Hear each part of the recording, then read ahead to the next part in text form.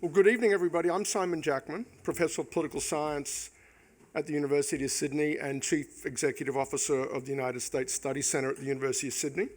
And we're here tonight in the Utsun Room of the Sydney Opera House, which stands on Bennelong Point, as we refer to it, or Dubbagallee, as it's known to the Gadigal of the Eora Nation. And as is customary with public events in Australia, we begin by acknowledging the people whose ancestral lands on which we stand, and they are, as they are for events out at the University of Sydney, the Gadigal people. All of us at the United States Study Centre are so pleased to be hosting Senator Jeff Flake tonight. The Senator's visit to Australia, accompanied by his wife Cheryl, is a joint venture with our sister centre, the Perth US Asia Centre at the University of Western Australia, with whom we enjoy a terrific partnership. And in this instance, it's led to this magnificent opportunity, bringing the Senator and his wife to Australia at this very interesting moment in US political history. The timing is exquisite, ladies and gentlemen, given what's happened in Washington today. And when the Flakes come to town, maybe it rains as well, which is a good thing for Sydney too. And, you're welcome back anytime. Senator Flake, for those of you that don't know, served 6 terms in the US House of Representatives, most of it representing Arizona's 6th congressional district, which takes in part of metropolitan Phoenix.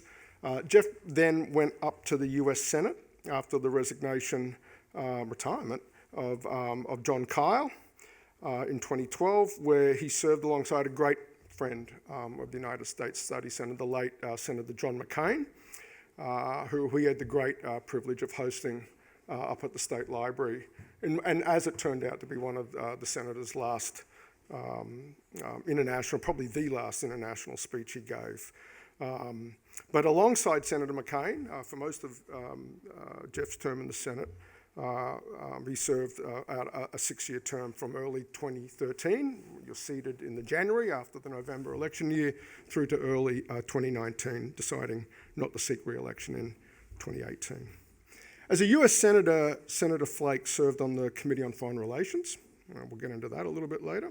Chairing its Africa subcommittee, where he passed landmark legislation on wildlife trafficking and democratic governance. Flake was an important and powerful supporter of the normalisation of relations with Cuba, and both in the House and the Senate, Jeff was a vocal critic of pork barrelling and earmarking, and we might say more about that later as well. In October 2017, Senator Flake announced he would not seek re-election, famously telling the Arizona Republic newspaper, "There may not be a place for a Republican like me in the current Republican climate or the current Republican Party." And just a few hours later, on the floor of the US Senate, in what was hailed as one of the most important speeches of the year, Senator Flake called out President Trump's, quote, "reckless, outrageous, and undignified behaviour." And he went on to say, quote, "I have children and grandchildren to answer to, and so, Mr. President, I will not be complicit." That's a remarkable thing for a senator to say about a president from their own party. And then that was just a shadow of a sign of things to come, rather. The senator's last 12 months in office were especially noteworthy for those of us, like at the US Study Centre, that pay close attention to US politics, and I guess most of you in this room as well. From this distance, the senator seemed seemingly liberated from facing a primary contest and re-election, speaking his mind freely and critically about Trump, the Republican Party, and the direction of the United States. Senator Flake developed that perspective more fully in his book, Conscience of a Conservative, A Rejection of Destructive Politics and a Return to Principle. Tonight, we have the great privilege of hearing from Senator Flake on, as I said earlier, was a momentous day in Washington. The House finally, formally transmitted articles of impeachment to the Senate. And down the other end of Pennsylvania Avenue, the United States and China inked a trade deal cheered by financial markets around the world. There's plenty going on over there, which we'll get into.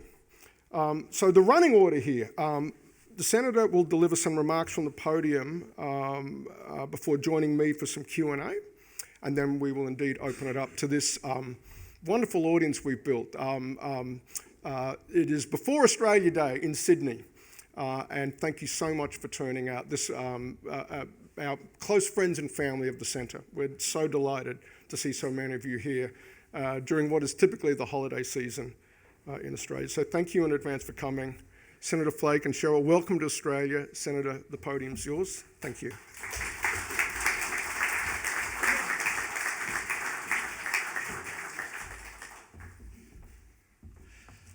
Thank you, Simon. It is a pleasure to be here. I even enjoy the rain. I know you do too. I grew up on a dry, dusty ranch in Arizona. One of my dad's favorite sayings, my dad, an old rancher, said, when Noah got his, we got half an inch. And so no amount of rain was enough on the F-bar. And certainly you feel that way here in Australia now. And so we're glad, even though part of our time is meant for recreating here, still glad to see the rain. And we appreciate this invitation so much. It's nice to be here. As mentioned, I did grow up in the town of Snowflake, Arizona, a town whose origins I share with Gordon Flake, who was the head of the Perth US Asia Center. But I was the fifth of 11 children. I have 69 first cousins on my father's side alone. I know what you're thinking, and yes, that is how I got elected. Senator McCain used to always joke. He said that in Congress, he said, now our popularity is down to paid staff and blood relatives. He said, I kept telling him, hey, that's a pretty good base for me still. You may need to worry, but I'm okay. But I know that Senator McCain visited here. And I was referred to as, for 6 years in the Senate, as the other senator from Arizona, which was a moniker that I grew to love and accept. But sometimes it wasn't quite so fun. I got on a plane after 1 week in Washington, like I almost always did, and Senator McCain almost always did. We both got on the plane. He went and sat in 13D or whatever. I went back a few rows and 18F. And the woman I was sitting next to was all excited. And I thought, well, she must recognize me. And so I sat down by her, and she looked over and she said, Senator McCain is on the flight. I said, yeah, he's up there a few rows. She said, have you ever flown with him before? I said, once or twice. And nothing. She didn't get it. She said, do you fly to Washington often? I said, about as often as John McCain. Still nothing. And then she said, it was the week of the golf event, the Phoenix Open. She said, are you a golfer? I said, no, but thank you. I appreciate that. But then somebody sitting right in front of us leaned back and he said, hey, lady, he's the other senator from Arizona. So I did get awfully used to that. But when Senator McCain was here just less than 3 years ago, he laid out the following rationale for US-Australia, for our relationship. He said, quote, the animating purpose of our alliance is that we are free societies founded by immigrants and pioneers who put our faith in the rule of law and who believe that our destinies are inseparable from the character of the broader world order. He continued, we believe that when the strong trample the rights and independence of the weak with impunity, then our liberty and our sovereignty are at risk. We believe that when all people cannot sail the seas and fly the skies and engage in commerce freely, then our prosperity will suffer. He concluded, we believe that when the balance of power in the world favors those bent on injustice and aggression and conquest, then the peace we cherish will not last. These are values that time does not diminish. These are ideas that truly are worth the fighting for. Favorite McCain saying. This is why we are allies, and this is why we must remain so. I couldn't have said it better, and those words still ring true. Now, I'm sure that in the discussion with Simon later, we'll address the Senate impeachment trial and the impact on this year's elections.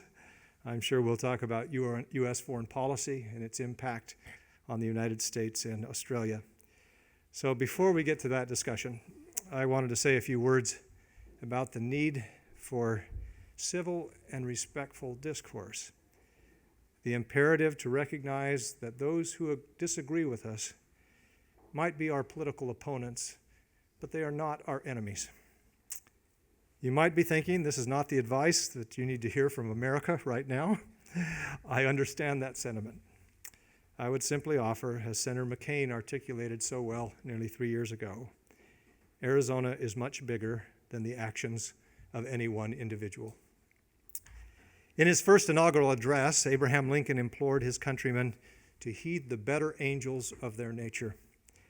I've always loved the prose and poetry of Abraham Lincoln's speeches.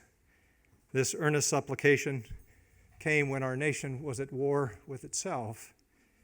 We have no such calamitous conflict today, gratefully, but perhaps at no time since the war between the states has our nation seemed so divided. In Washington, at least, where we talk endlessly of red states and blue states as if they were competing armies, it seems that the better angels of our nature have been sidelined for good. Such enmity in politics seems to have affected politics globally as well. In today's environment, it's difficult to turn on the television or listen to the radio or look at newspapers or social media without being alarmed by the vitriol and the cruelty that accompanies nearly every discussion of politics. I hope that we are still alarmed. I hope that we haven't accepted as normal the current state of politics. But I fear that such acceptance comes closer by the day. We might ask ourselves, how has it come to this? Is it really this bad? A few examples are in order from my time in office. In January of 2011, a few days after my Democratic colleague, Congresswoman Gabby Giffords, was shot and gravely wounded while greeting constituents at an event, we in the Arizona delegation left an empty seat for her at that year's State of the Union address. We made a point to sit together in solidarity rather than divide along party lines, as the rest of the chamber typically does at the State of the Union address. 1 year later, Gabby, who was still working very hard to rehabilitate from her grievous injury, was returning to Congress, if only to resign the next day. I sat next to her on the Democratic side of the House chamber during the State of the Union address. During President Obama's applause lines, she wanted to stand up with the rest of her colleagues, but she was unable to do so on her own, so I helped her up. That left me, the lone Republican, among a sea of cheering Democrats. I immediately started receiving furious text messages and emails from partisans who wanted to know why I stood. Did I agree with President Obama? They didn't see a humane gesture. They saw someone consorting with the enemy. Much the same happened during the 2016 presidential campaign when Senator Tim Kaine was named as Hillary Clinton's running mate. Tim and I had entered the Senate together. We disagreed often, but I knew him to be hardworking, smart, and patriotic. I knew that his son Nat was serving honorably in the Marines. By way of congratulating Tim on being named to the Democratic ticket, I tweeted playfully, now I have to count the ways I hate Tim Kaine, but I'm drawing a blank. He's a good man and a good friend. Congratulations. Once again, unhinged, irrational fury from my side of the aisle. At a political gathering not long afterwards in Arizona, I received a scolding from a diehard Republican who said that I was aiding and abetting the enemy. If you can't say anything bad, don't say anything. He stopped himself before reversing the advice I'm sure his mother had always given him. Such is the conditioned response of a shattered politics. Then on a beautiful June morning just 2 years ago, I was standing between home plate and first base on a baseball field in Alexandria, Virginia.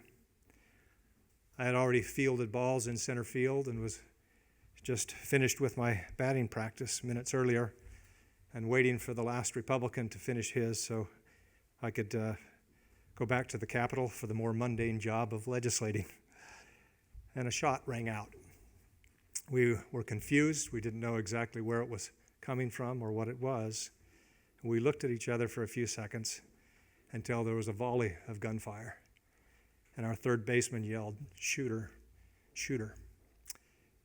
The next 10 minutes were an intense blur as the gunman fired nearly 100 rounds at members of Congress and staff on the field.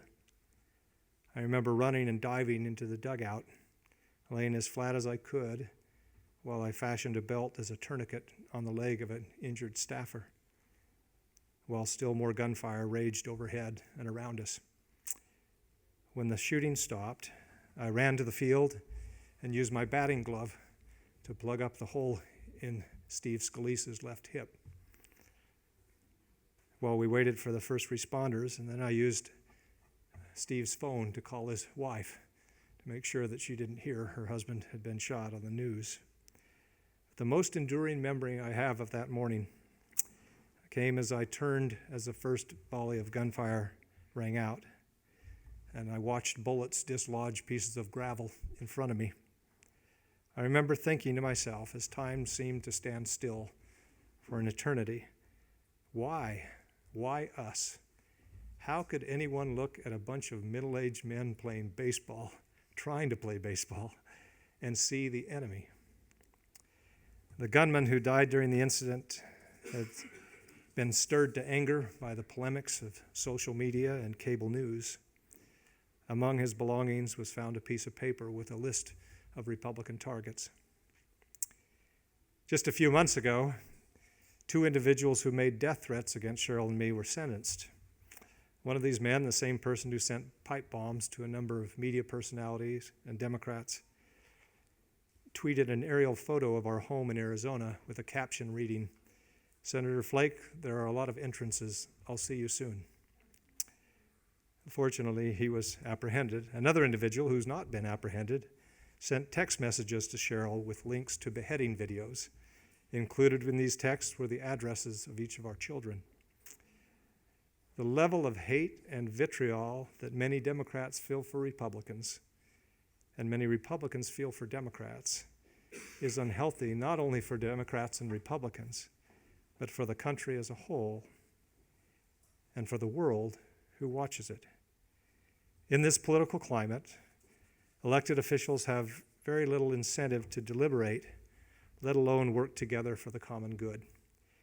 Every political instinct a politician in Washington possesses in this environment encourages him or her to rush to the safety of the tribe, to state their position, and to stay there. To even suggest for a moment that a hearing you might be chairing might inform your vote is to invite criticism from all sides. To admit that you have an open mind when an investigation is occurring might have you trending on Twitter, and not in a good way. Or it might guarantee that you have a primary opponent in the next election. In this political climate, politicians make the calculation. Do I want to anger both sides or just one? If I show no signs of willingness to consider evidence or listen to testimony, even the opponents on the other side won't hold it against me because they would never think I was gettable. This is largely where we are in the United States right now politically. In this climate, there is very little currency for thoughtful deliberation or for negotiation. So as I see it, the only real alternative we have to getting along with each other is to be alone, completely alone. Let me tell you, I've tested that alternative, and it's no picnic. Several years ago, or I should back up, all of my life, I have dreamed this strange dream of being marooned on a deserted island. I wanted to know if I could survive. I talked about this so much, my wife Cheryl finally, after hearing it for 25 years, 10 years ago, said, if this is your midlife crisis, Maroon yourself already. Get it over with. So I clicked on Google Earth and located a bunch of small uninhabited islands in the Marshall Islands in the Pacific, about halfway between here and Hawaii. I flew to Hawaii, then to Majuro, then to Kwajalein, and had a fishing boat take me the rest of the way and drop me off with very few tools and no food or water. Just to give you an idea of how alone I was, after a few days on the island, I picked up a small hermit crab that had wandered through my camp and kept doing so. I wondered, is this the same one? Is he doing laps? Or are there a lot of them? So I picked up a Sharpie marker that somehow made it into my meager survival kit and put a number 1 on his shell and put him down. Waited a while, another one came by, number 2 on his shell. By the end of the week, I had 126 numbered friends. I still miss number 72. I shared coconut scraps with him often. Number 44 pinched my toe. I don't miss that one. But there's a saying that no man is an island, and that I can confirm. It was a long, hungry week. Whenever I find it difficult to be civil or decent to those around me, or when I'm inclined to ignore the better angels of my nature, I think back on the lonely alternative. There is no joy in being alone. We have to work together. Just a side note, in a bipartisan gesture a few years ago during a congressional break, New Mexico's Democratic Senator Martin Heinrich, who felt the same way about our drift into partisanship, we decided to go back to the Marshall Islands and to prove that Republicans and Democrats can get along. We made this move, and I informed the Discovery Channel that we were going to do this, thought that they might like some of the GoPro footage afterwards. They said, no, we want to come film. And so they did. You can still get it on Amazon for $2.99, by the way. They called it Rival Survival. And they gave us basically one tool between ourselves. No food, no water, just a machete between us.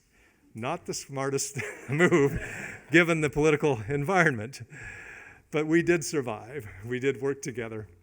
And when we came home, we went kind of on the circuit to talk about the experience. And Stephen Colbert did the best job summing it up. He ran a clip of us spearing fish, trying to survive. And he said, Jeff Flake and Martin Heinrich proved once and for all Republicans and Democrats can get along when death is the only option. So for what it's worth, it's been proven empirically. But the temptation to return verbal fire after we've been insulted is sometimes overwhelming. Early last year, a newly elected Democrat in the House of Representatives used very vulgar language to talk about how the president needed to be impeached. Since I had been awfully critical of the president's use of similar language for the past 2 years, I thought I should respond, so I tweeted out the following: there should be no place in politics for language like this. Pointing out that the president also speaks crudely should be no excuse. We can do better. Over the next 2 days, more than 30,000 people commented on that post. Not retweeted or forwarded, they commented. That's what you call being ratioed, that the kids recognize today. But these obviously comments were all over the map, but the overwhelming sentiment was, if the president speaks this way, then so must we. We have to ask ourselves, where does this escalation lead? What kind of example do we set for our friends, for our children and grandchildren? As elected officials, how do we govern it all if we treat each other this way? Now, by emphasizing that we should treat each other with courtesy and respect, I'm by no means suggesting that we be passive in our beliefs or our advocacy. Quite the opposite. Stand and be counted. Stand up for what you believe. I'm a conservative Republican. I hope this sort of and a throwback from the days when those words actually meant something before the collapse of our politics into the rank tribalism that we currently endure. The genius of our legislative system, yours and ours, is that they are designed to be difficult in order to force compromise. And when we honor the system and seek to govern in good faith, the system works. Now, populism is alluring. It's easy to be swept up in the crowd, particularly when that crowd is your political party and your political identity. But to be serious about policy and politics is to challenge political assumptions regularly, even your own, especially your own. Recognize the good in your opponents. Apologize every now and then.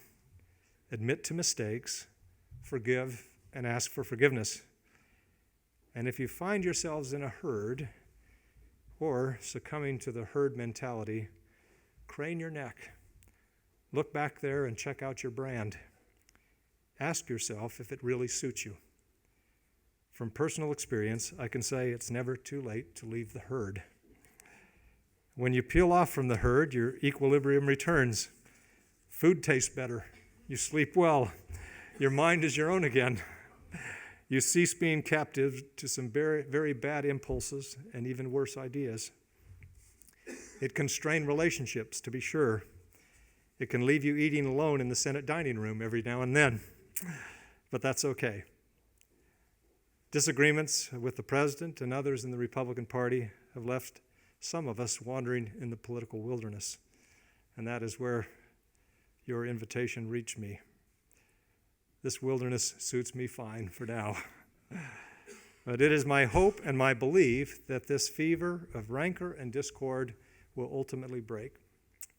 The historian John Meacham, in his splendid book, The Soul of America, reassures that history shows us that, quote, we are frequently vulnerable to fear, bitterness, and strife. The good news, he says, is that we have come through such darkness before. We will return to ourselves once again, and the sooner the better. In politics and in this interconnected world, we must be willing to respect each other in an atmosphere of shared facts, shared value, and in good faith. As Senator McCain said, and I will repeat, bear with us. This is a strong relationship. It is needed by both of us. Bear with us. Abraham Lincoln said it best, I think, and I'll close where I began with his plea. We are not enemies, but friends. We must not be enemies. Though passion may have strained, it must not break the bonds of affection. The mystic chords of memory will swell again when touched, as surely they will be by the better angels of our nature. Thank you for having me here today. It's been an honor.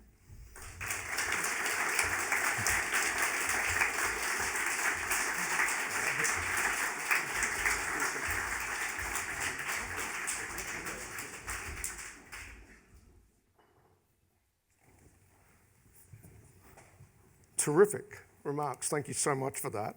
And Thank you. that was chilling, hearing you quote John McCain back to us. That was a remarkable evening, and thank you for... It was a heck of a speech he gave. It was, wasn't it? Yeah. Look, I want to start, you outlined kind of what happened to you, to some extent. Do you have a theory of how American politics got to this place, where, as you were describing, a politician has a choice to make about upsetting one constituency or two constituencies? Because it wasn't always this way. And I can remember a senator like John Breaux from Louisiana, who could get a deal done across the aisle pretty easily. I can remember things like NAFTA passing back in the 90s, where you would have Senator McCain and Senator Biden working together. How did we get from that, which is in living memory, and not that long ago, to the world you described? Well, it hasn't been that long ago. I've been in for the last 18 years, and I can point to many examples of it. It began deteriorating. One thing you can point to, I think, is the election of 2000. the disputed election, the hanging chads in Florida, Right. when a lot of people didn't accept George W. Bush as a legitimate president. And in the Senate had always unfailingly, with the president's executive agenda, nominees, cabinet officials, others for whom the Senate must have advise and consent. It was always a courtesy that no matter how controversial the nominee was, Judge Bork, Clarence Thomas, and those were controversial, it would have taken one senator to stand up and say, I would require a cloture vote, and so 60 votes. No one ever did. You just didn't do that until a group of people felt this is an illegitimate president, therefore we can kind of change the rules. And they started at that time to say, all right, the president shouldn't get his nominees, and change the rules and change behavior. That was one item, but it used to be the case that there was value in going back to your constituents and saying, I worked on this legislation. Legislation is almost always passed, with a bipartisan way. Right. Now, talking about that gets you a primary. Right. And there's just very little currency in that, and very little, very little currency for deliberation at all. So we've gotten there over the past 20 years. It's been a steady decline, if you will. But even not long ago, like 2008 with the big financial crisis that we had. And that was a doozy for the US Congress to have to come together and vote on an ugly, ugly bill to bail out the banks, which nobody wanted to do. But they saw the need that had to be done. And you had two presidential candidates, John McCain and Barack Obama, actually suspend their campaigns, go back to Washington and implore their colleagues to vote for this bad, ugly bill. The notion of that kind of thing happening right now is pretty remote. And so I hope we don't have a massive crisis like that requires the Congress to come together, although somebody might argue we're in it right now. Yeah, I mean, it's a funny thing. I mean, the joke that Colbert told about Democrats and Republicans can come together only when death is the only alternative. There's a serious sting in the tail to that, in that is this partisan rancor and division something that a wealthy, secure country, an indulgence it can afford to play this game with itself when it really doesn't face a big existential threat, and that if one were to come along, we would see. I don't want to test that proposition right now, but yes, but that is, I mean, some of the things that we desperately need to come together and face in our situation is our debt and deficit. Right. I mean, $1 trillion deficits in times like these, where we're basically not saving any tools for when we really do have a crisis. That ought to bring us together, but we've gone so long like this that we think we can go forever. So yes, I hope that that's the case, but I wouldn't want to test it right now. Speaking of debt and deficit, I was going to get to that later, but since you mentioned it, Republicans don't talk about that. Not at all. Right? You would be hard-pressed to find one campaign anywhere in the country with one Republican mentioning that. Because to bring it up, if they're an incumbent, they would be, having to defend a record that you wouldn't want to defend. Right. And second, if you're a challenger, you realize that nobody's talking about this and there's no traction here. Right. So what happened to the Republican Party that the party of, railing against debt and deficit, and in particular, I mean, I think this has got particular personal resonance for you. I call it desert state conservatism. Barry Goldwater, you and John railing against earmarks and pork barreling. What happened to that species of republicanism? Mm-hmm. Well, it's pretty much gone now. I mean, the principles that Barry Goldwater, espoused and what has animated the modern Republican Party, kind of the response to the Great Society and the New Deal, pushing back against progressivism and big government. That's just nowhere to be seen. And that's been kind of a limited constituency all the time. The Republican Party has always reached for broader things, but but we've seen more recently reaching way out of the mainstream. If you remember, back in the early 60s, Barry Goldwater and William F. Buckley, who was kind of the intellectual head of the party, pretty much divorced the John Birch movement of conspiracy theorists who believed that Eisenhower was a closet communist and fluoride in the water was a government form of mind control. They said at that time that they had to remove that emblem of irresponsibility from the party. Now that kind of emblem of irresponsibility is in the White House. And this belief in conspiracy theories and whatnot, it's gone more mainstream Republican or conservative, I guess you will. Has that older species of conservatism just gone quiet for a while Trump has hijacked the party? And after Trump, it's still alive intellectually and will find political voice again? I do. I think a lot of people have some explaining to do in terms of legislation proposed or voted on. But I do still think it's there, partly because we'll have no choice. We're going to face these big issues, and there's got to be somebody arguing this way, and there will be a constituency for it.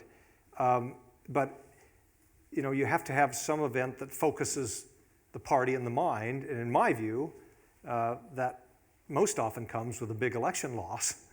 And when we haven't suffered that as a Republican Party for a while, some people will tend to think, we can keep skating on. But anger and resentment and populist angst are not a governing philosophy. It only goes so far. You can gin up the electorate for an election here or there, but it runs out. Well, I did want to get to that as well. This is perfect. Is populism, at least the way it's been brought about, or the version of it that Trump, this is a one-trick play, or maybe a two-trick play, a device to shore up the electoral value, electoral standing of a party, the Republican Party, that is otherwise facing some big structural issues, demographics in the United States going against it, state on it, like the way a glacier rolls downhill, but state after state starting to become more blue and in some cases crossing over. And so this appeal to anger and to emotion and to simplistic solutions, quote unquote, is just this device to just wring out what's left there in that electorate and address what is otherwise a bit of a structural, more than a bit, a structural disadvantage for the party. Yeah. Well, we thought, we faced this when Mitt Romney lost the election in 2012. The Republicans came together and said, let's perform an autopsy, basically, on our philosophy, where we are, and we concluded we have to appeal to a broader electorate. Just looking at demographics and minorities making up a larger share. When you have a message that doesn't seem aware of that, it's not going to play. But then Trump came along, and we thought we could wring one more out of this, and sometimes it works, but it will only work in the short term. And I like to look at. I don't like to look at it because I think it spells kind of the future, but it's the best explanation is California in the 1990s with Pete Wilson, the governor, latching on to a very kind of anti-immigrant proposition initiative, Prop 187, which did manage to excite the base and draw people out, but in the last quarter century, only Arnold Schwarzenegger has been elected as a Republican statewide. It's statewide office. And then switched parties. And it'll likely be a generation before a Republican is elected statewide in California.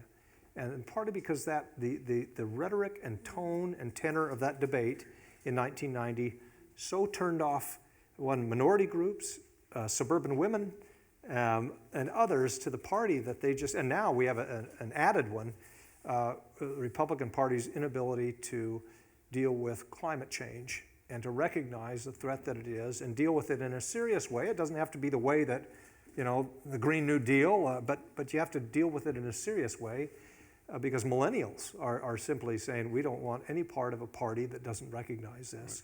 So that's an added problem we have.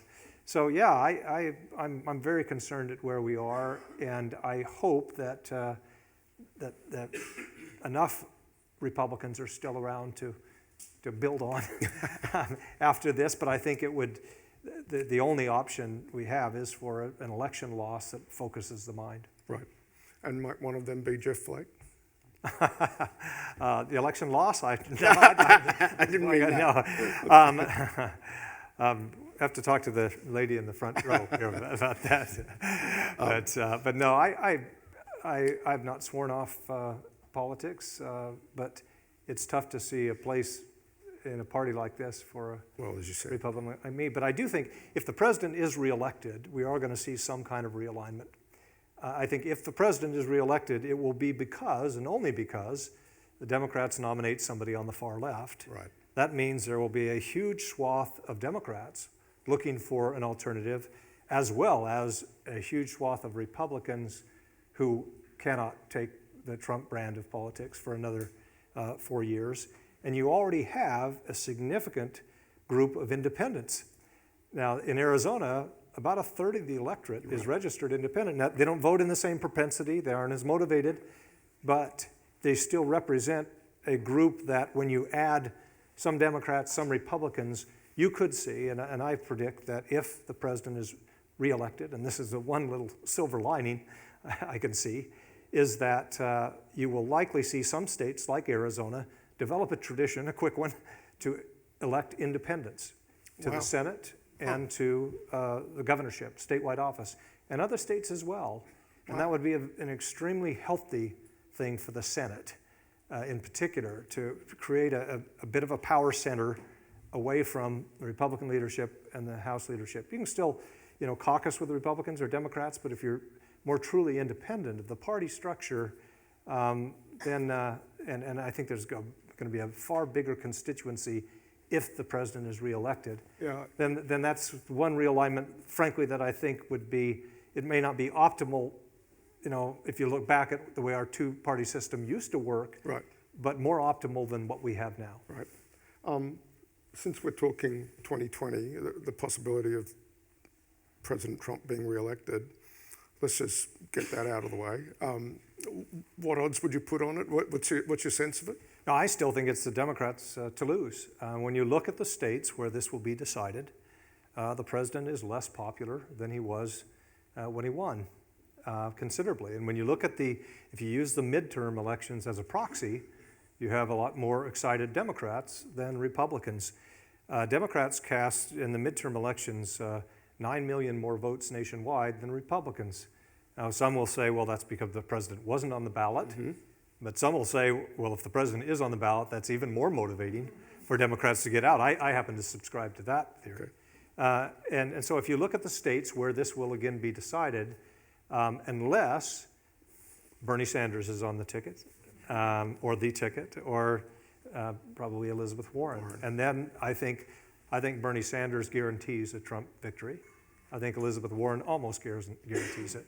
But the others, I think it's the Democrats to lose. Right. How's Arizona trending? I talked about desert state conservatism, but the mountain time zone states have been fascinating. Nevada, Obama carrying the state. But your own home state Right. and the demographic change there. You could say a little bit about that if you. Yeah, if you and people will always look at, the Hispanic population is growing, and it is. Mm-hmm. That's about 33%, about a third of the state identifies as Hispanic, but it's only 17% of the registered voters. Right. Yeah. So it tends to be younger and sometimes not as politically active, but it's still significant. But that's not the only shift. A lot of Californians are moving to Arizona, and that's like my wife, gratefully. And that moves a significant number as well. Right now, the reality in Arizona, the president won Arizona, but not by much.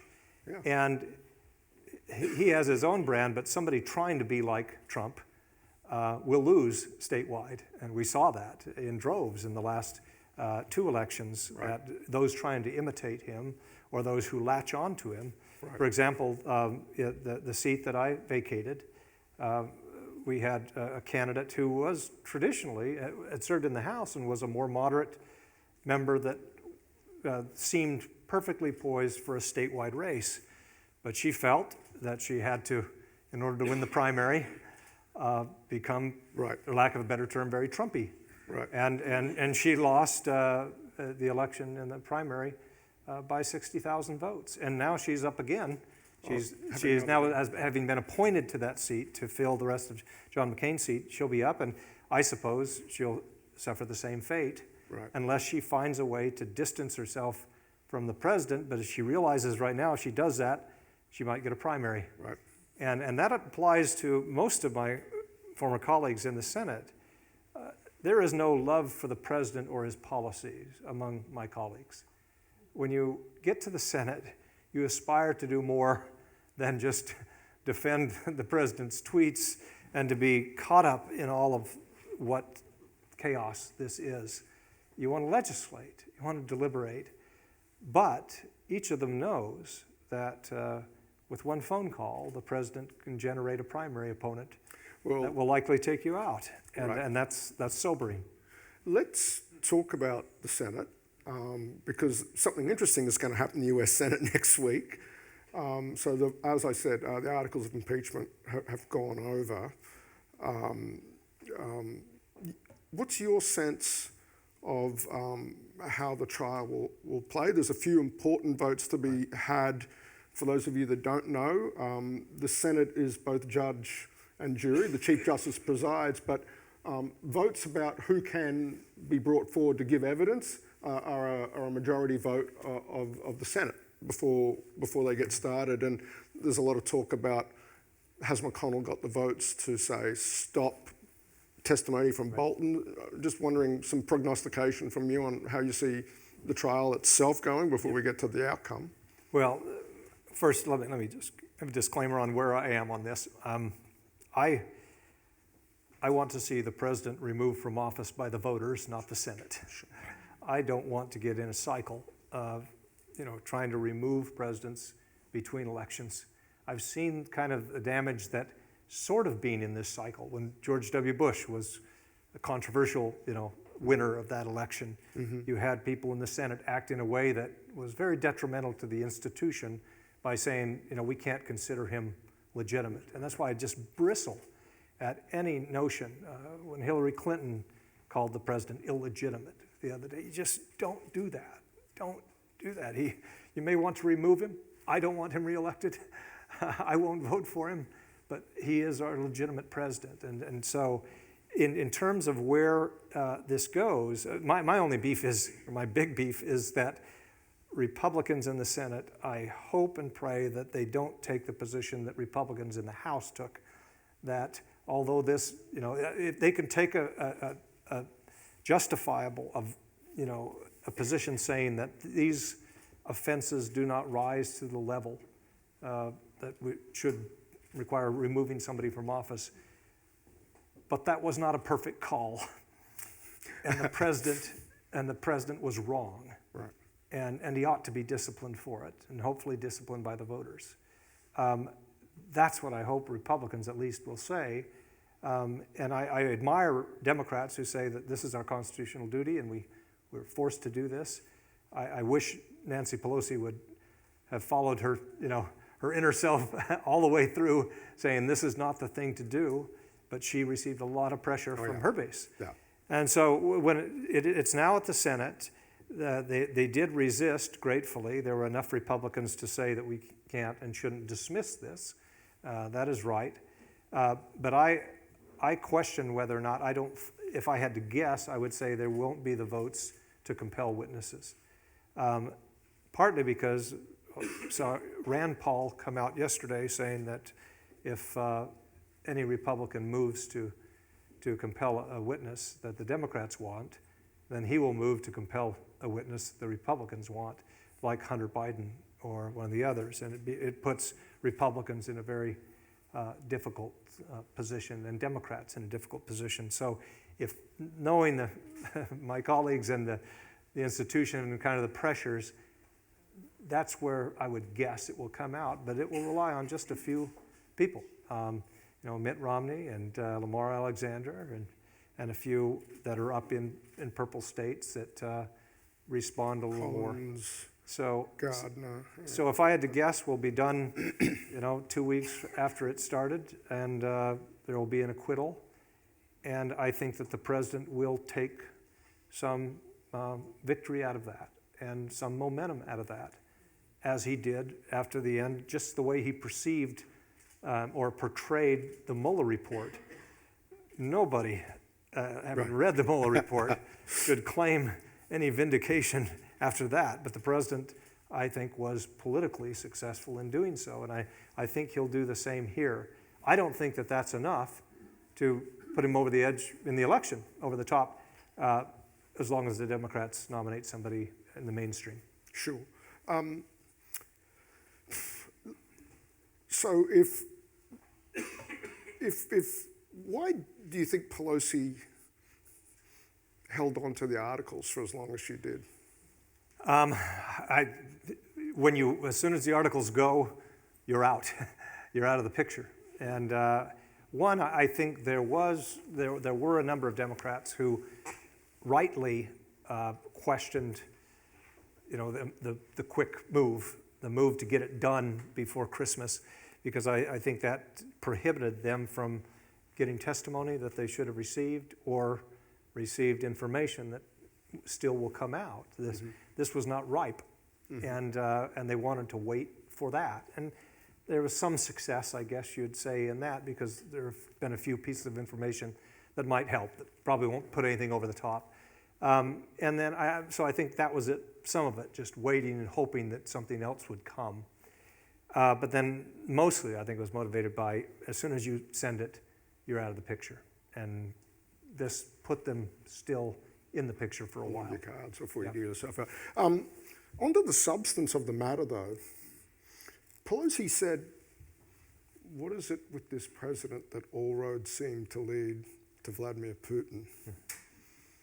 What's your view on that? Like between the election interference and she seems to have a point. And my feeling always, during the campaign, when these things, and even after the campaign, during the transition period, when some of these allegations first started coming out, that the campaign, colluded or coordinated with the Russians.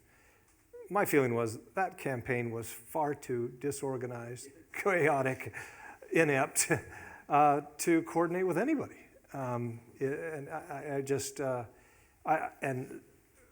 the president has some strange fascination and affinity with Vladimir Putin, but he does with virtually every strongman around the globe.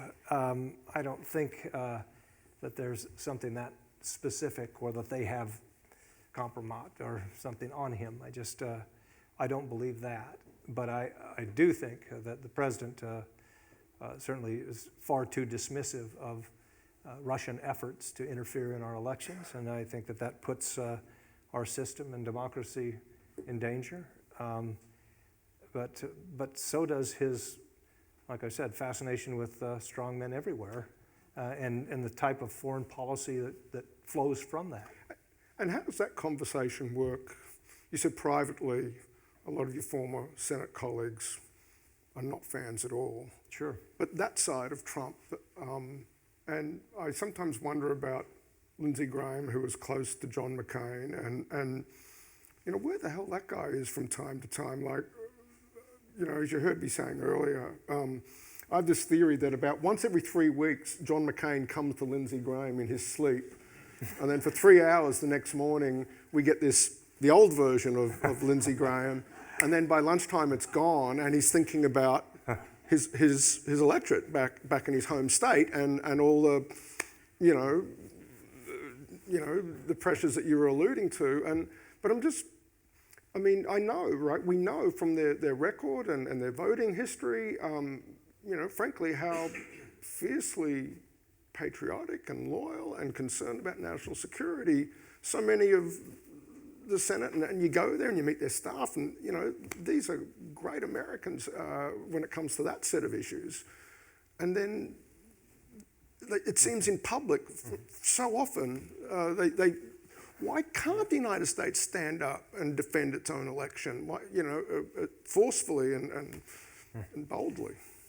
I mean, with Lindsay, I'm, a good friend of Lindsay. I appreciate when he does hear that ghost or whatever it is. But a lot of my colleagues will feel that same way as well. And everybody wants to at least have some issue on which they disagree with the president, so that they can go home and say, I don't agree on everything. Right. And it's usually a foreign policy issue that is safe enough that the president won't call and gin up a primary opponent for you, or that might be fleeting anyway as some opposition. Right. But I can tell you, and some will make the argument and justification that if I'm not here, it will be a complete Trump sycophant, or somebody who agrees with everything. And I understand that. In my case, I looked at it, and every politician, when you're looking to re-election, you look out there, you trim your sails here, you don't talk about this as much among this audience. It's politics. I understand that. In my case, I looked at it, and I had opposed the president in the first election, knew I couldn't support him in the second one.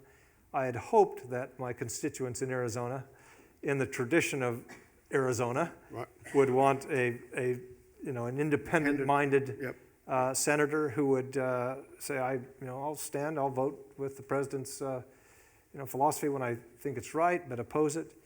But it was clear about halfway into my first year with the president that that the Republican primary voters in Arizona that you need to get through wanted somebody who was all in. Right. And that I would be required to take positions that I couldn't take on the policy side, defend behavior, condone behavior on the president's behavior that I couldn't condone. And I knew in the end, what really I could not see is standing on a campaign stage with the president when people shouted, lock her up, or send them back, and have to laugh along, or just look at the floor, or be okay when the president ridiculed my colleagues, or demeaned minorities, and to have been all right with that. And I couldn't do it. Right. I just couldn't do it. And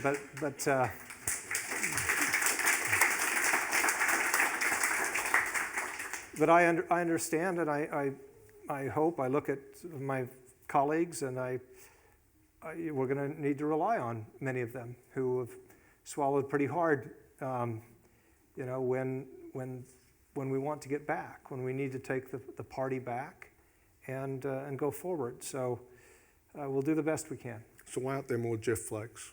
Why aren't there more people like that in the Republican Party in the Senate taking that stand? Imagining that moment of being on stage and saying, I can't do it. Because they see me here with you today rather than sitting in the Senate waiting for impeachment. And re-election is a strong pull. Strong pull. It is. And particularly when you've done what you've done to get to the Senate. That is the world's most exclusive club. It's a heady experience. It's a great thing. I would have liked to have served another term. But not at that cost. Does your faith play a role in that decision you made, and perhaps in a way that might distinguish you from some of your other Republican colleagues? I don't want to say that. I hope that my faith plays a role, but a lot of my colleagues have strong faith as well, that don't share my faith. So I wouldn't say that, but I want to believe, I sure hope that my faith influences my politics. Let's just one last question about, well, maybe not the last question about Trump, but just, have you seen a politician like this? No. Or is even politician the right word? I mean, in Australia, we're 10,000 miles away, basically, from DC, and we do a ton of media, and one thing I refuse to do is try and psychoanalyze the President of the United States from 10,000 miles away. Not what I was trying, was what my PhD is in. But, the use of Twitter, his use of language, this extremely sort of basic form of words, the idea he settled on the word perfect to describe that call and just hits it. I guess you might conventionally call that message discipline, I don't know, but just as someone, you ran and won a lot of elections. Just as a communicator, as a presence, as a political operator, have you got a theory of the case, as it were, as to Trump and how he resonates with the base and his operating model? No, I don't. Okay. I mean, my basic overlying theory is he had no idea he would be where he is today. Okay. I can maintain, and I think there's a lot of anecdotal and some, evidence from statements made that he never thought, as late as Election Day that day in November, that he would be president. I don't think that he wrote a big acceptance speech. He got thrown into this, and he's done what he does, and he has a pretty good antenna as it pertains to the use of media, particularly new social media, and a way to shore up and appeal to a base. Who ever thought that when he first started to run, that his biggest constituency or most firm constituency would be evangelical Christians? Yeah, right. So that just is beyond me, but it is, and he's been masterful at that. Do you have a theory about that? Why that's the case? I mean, they believe that he stands with them. No matter how offensive he is in his private life, he is with them, and he will fight. And they, I don't agree with that, but that's the feeling that they have. Those judicial appointments, perhaps in particular. Oh, certainly, but even without that, he's fighting for them. But keep in mind that in November of this year, we all, I think, are likely to, or have a possibility that we'll all say, man, what a horrible politician he was. He had a great economy. He had everything that would guarantee re-election for an incumbent, and yet he blew it. Yeah. And so I'm not accepting that we'll all be claiming his political genius, 10 months from now. But he might squeak it through, and I think that really almost all depends on who is nominated on the other side. And so just to put a line under that, the only way you see him winning is kind of a repeat of losing the popular vote but winning the electoral. You don't see any scenario in which he wins the popular vote. He threads the electoral college needle again. Is that the scenario? I think that's, and I mean, unless it's with Bernie, it blowout, could be that. That's a completely different scenario. But yes. Last little section from me. I just want to flip it.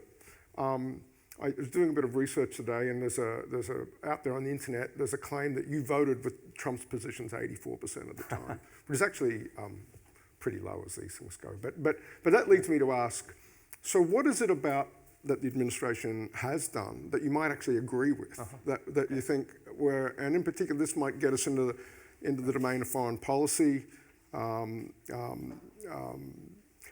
For us here in Australia, those of us that study the relationship quite closely, Trump, we may not agree with the method, but he's the first US president that's rattled China's cage. Ever since Nixon, basically. And so I'm just sort of interested in that other arc. We've got the domestic side, but his foreign policy, or at least elements of it, are there points where you look at what the administration, if not Trump per se, but the administration go, okay, the strategic direction there is something you might agree with?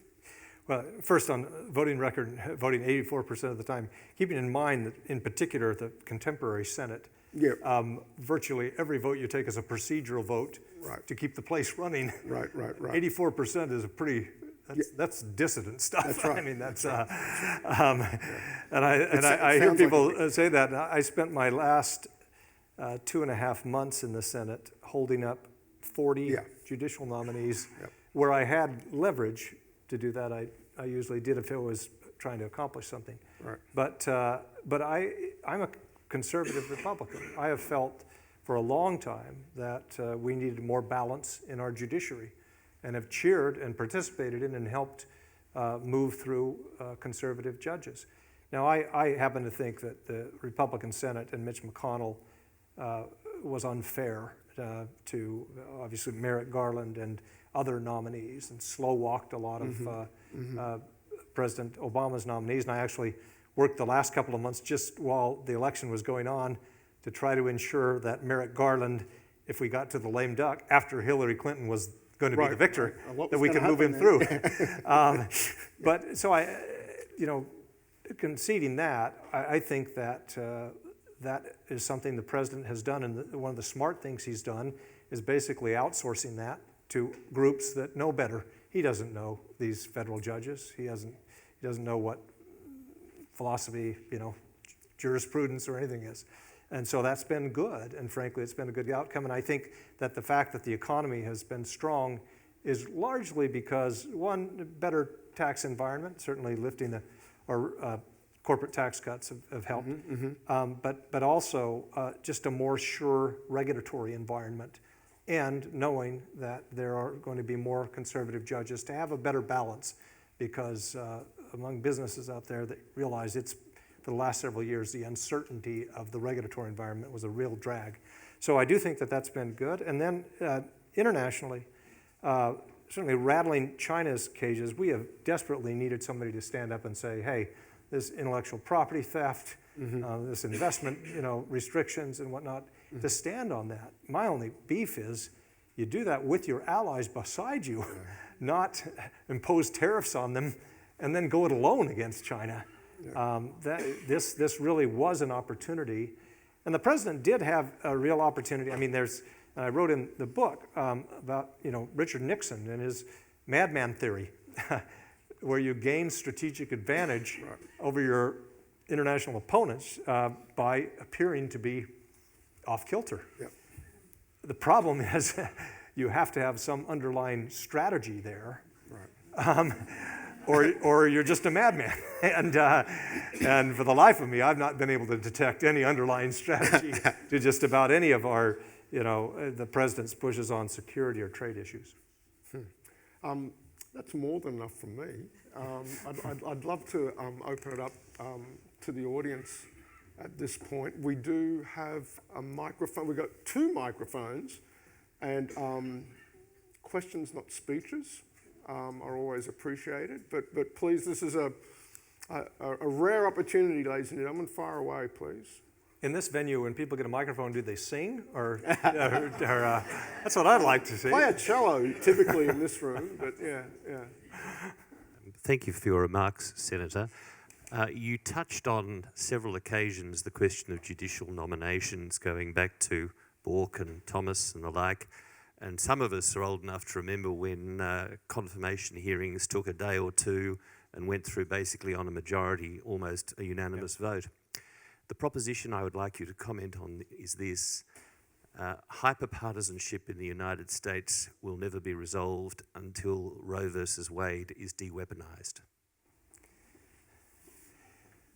I mean, that will always, I think the abortion issue will always be with us, and will always be a point of vast disagreement. But I don't think that being decided one way or the other will lessen the politics. It's frankly may have been the middle point that has allowed as much bipartisanship as we've seen over the past 30 years or 40 years. Because I just don't see any way you decide that from the governmental level as lessening the partisanship or the disagreement. So I'm not sure on that. I'm not sure if that helps us. Question just here.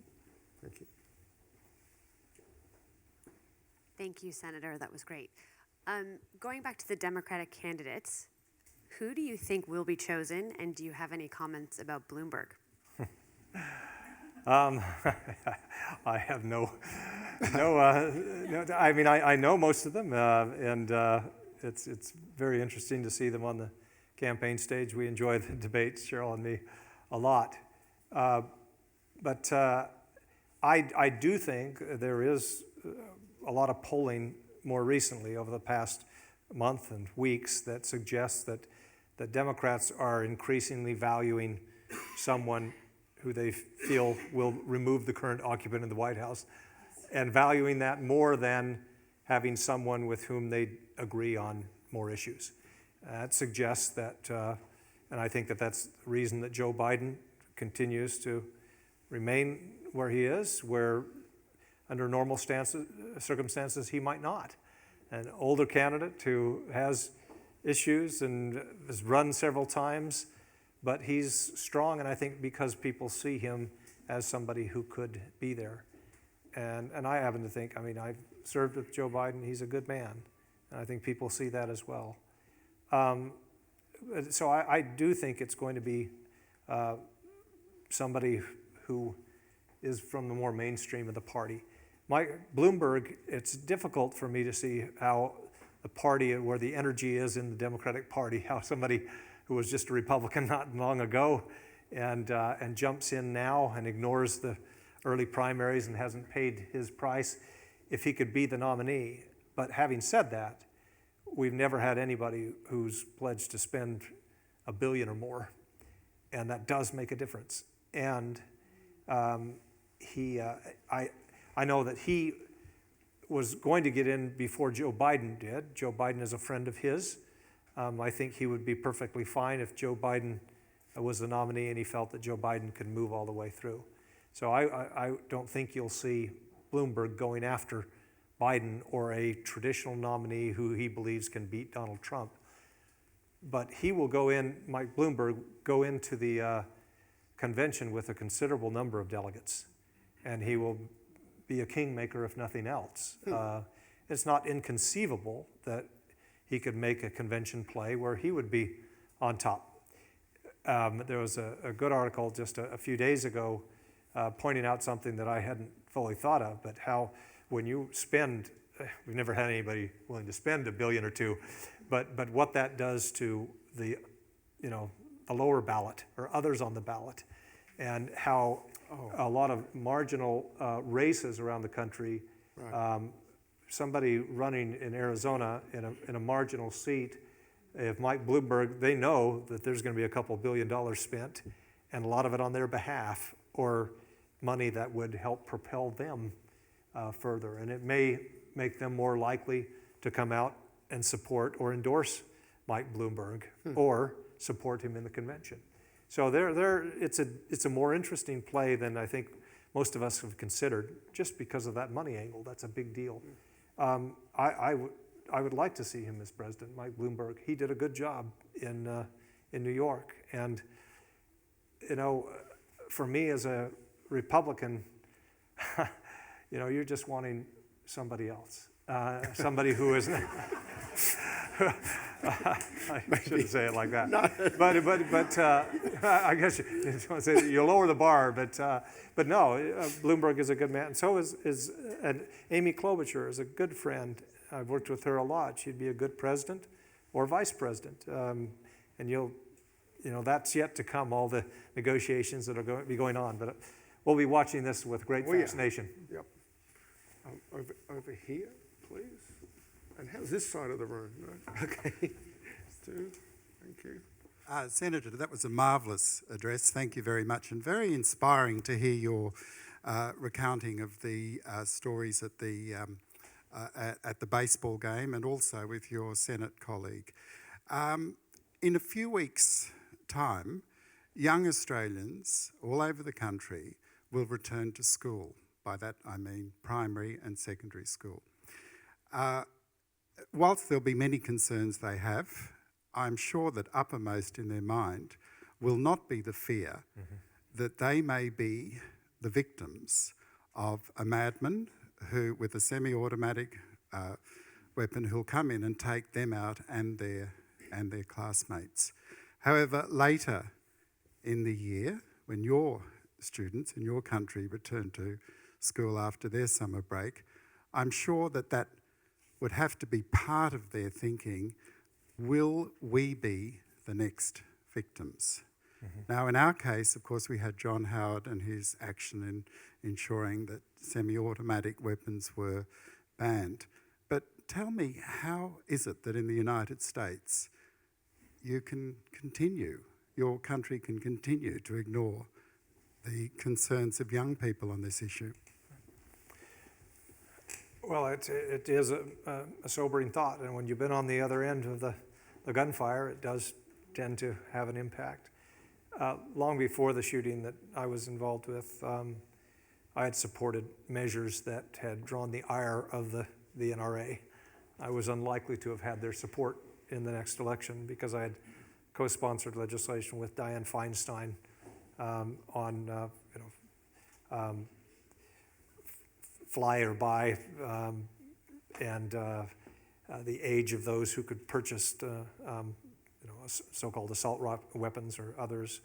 And so I've long felt that there ought to be more restrictions, even though I grew up on a ranch, and tend to still favor, as the culture in the United States is, the right to bear arms. There are things that we can do, but it has largely been because of the strength of the NRA and that lobby. It's made it difficult for Republicans to take another position. But that will end. And I do think, and I would expect over the next couple of years, particularly if Mike Bloomberg has any say in the matter, you'll see some, I think, moves that will be good for the country, good for all of us. Over here, thank you. Senator, thank you very much for your, I'm going to say, stunning remarks earlier on. As a long-time not conservative voter, you've restored my faith in reasonable and passionate conservatism. Thank you. On that note, you mentioned earlier the door's not closed on politics for you. And we all know what the obvious next step is for former senators. Retirement? There's that one. And then there's the other one. What might the circumstances be in which you would consider running for the presidency yourself?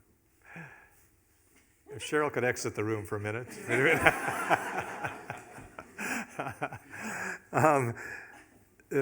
Cheryl does count our time out of office now in the weeks, then months, now a year without serious death threats. And so that is a plus. But you never say never. I still consider myself young in this regard, and they do say every senator or former senator looks in the mirror and sees the president.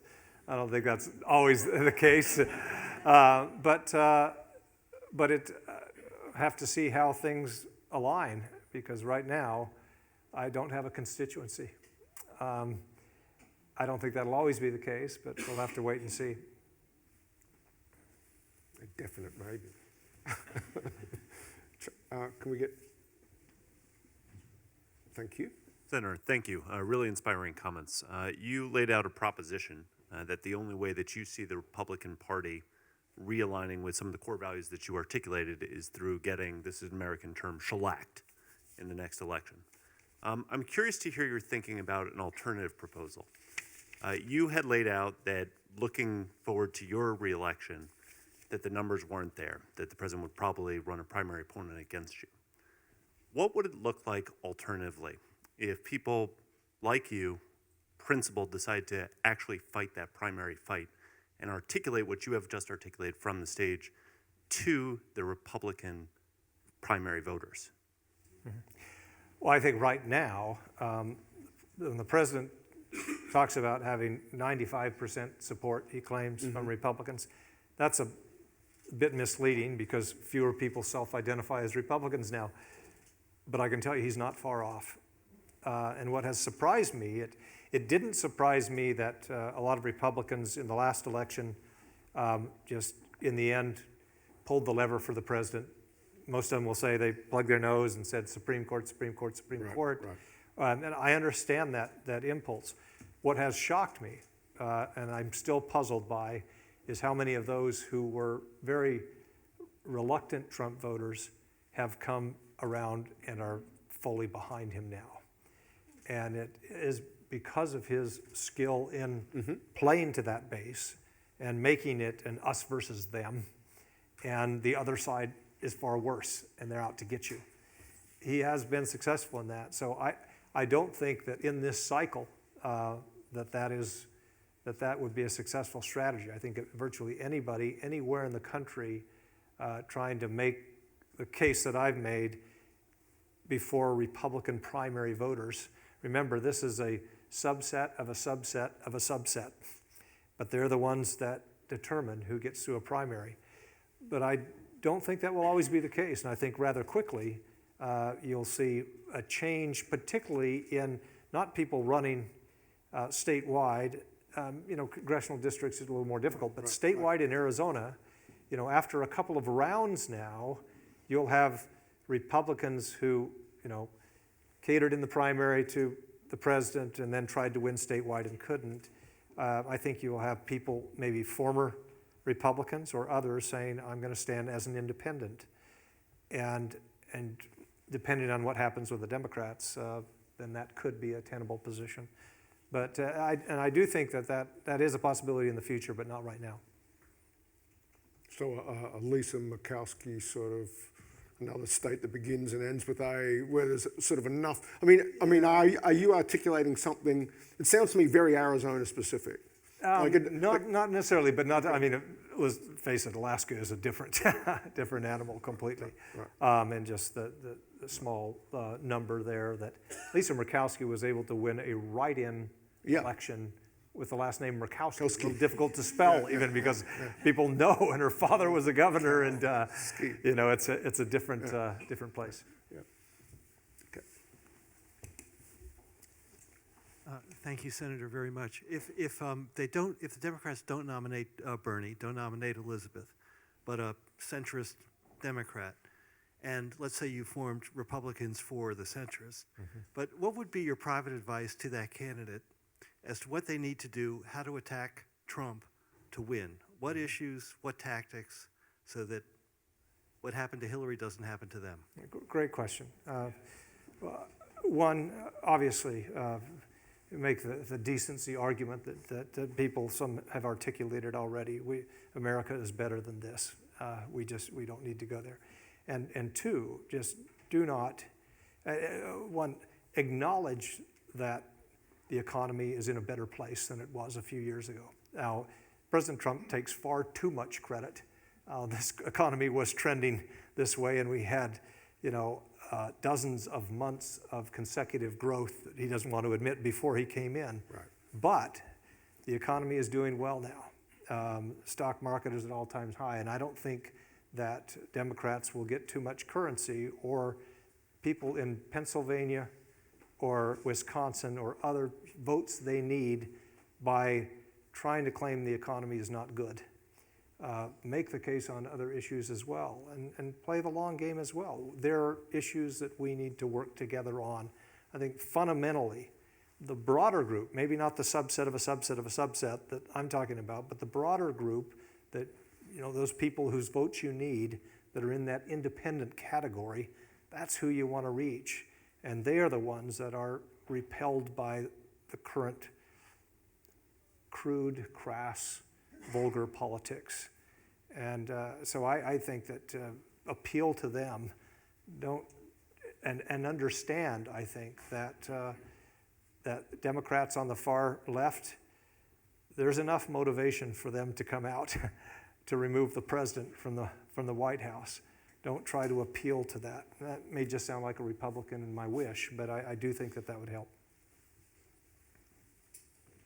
Senator, are there a set of circumstances where you would be campaigning for a Democratic candidate? Sure. And what would those be? Well, if it's a candidate that I will not vote for President Trump.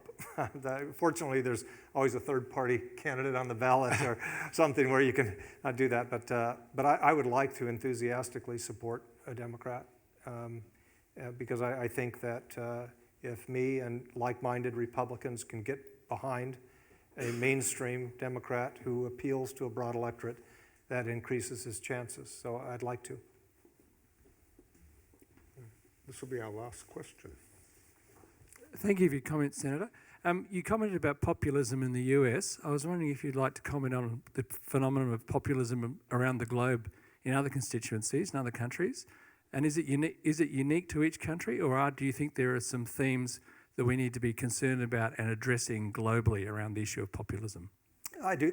There are some certain themes, and Simon's probably better positioned to answer this question than I am, but there are certain themes, certainly, and trade and the perceived unfairness or inequality of benefits there. And I think there is justifiably. I mean, we have a not great, but we have a good framework that the United States and Australia and other countries have been the architects of, that have led to untold prosperity, but not everybody has realized the benefits of it. And some countries, particularly China, have taken advantage of it and not complied.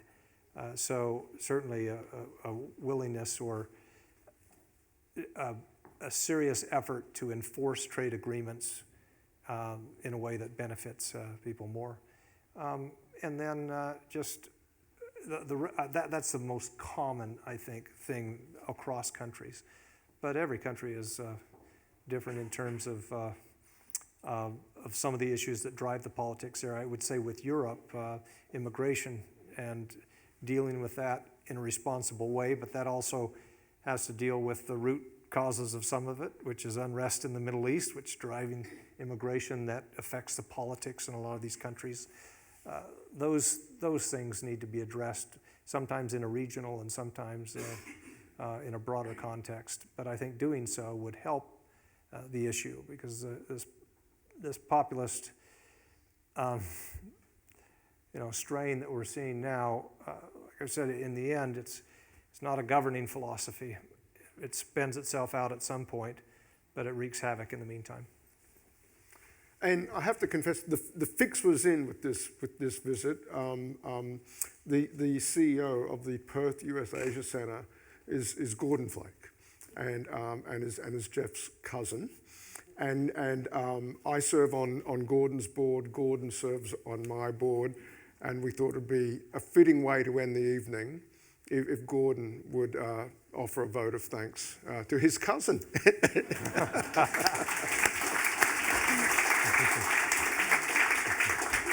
Well, thank you, Simon. The real story of the fix is that for 6 years I tried to get Senator Flake to come down, and I was unsuccessful until Cheryl Flake, his wife, finally got control of his schedule. So the real credit doesn't go to me, it goes to Cheryl. So thank you so much for that. Many of you know the relationship between the Perth US Asia Center and the United States Studies Center is one of sister centers. We share DNA. We're both benefited tremendously in our creation and our existence from the leadership of the American Australian Association.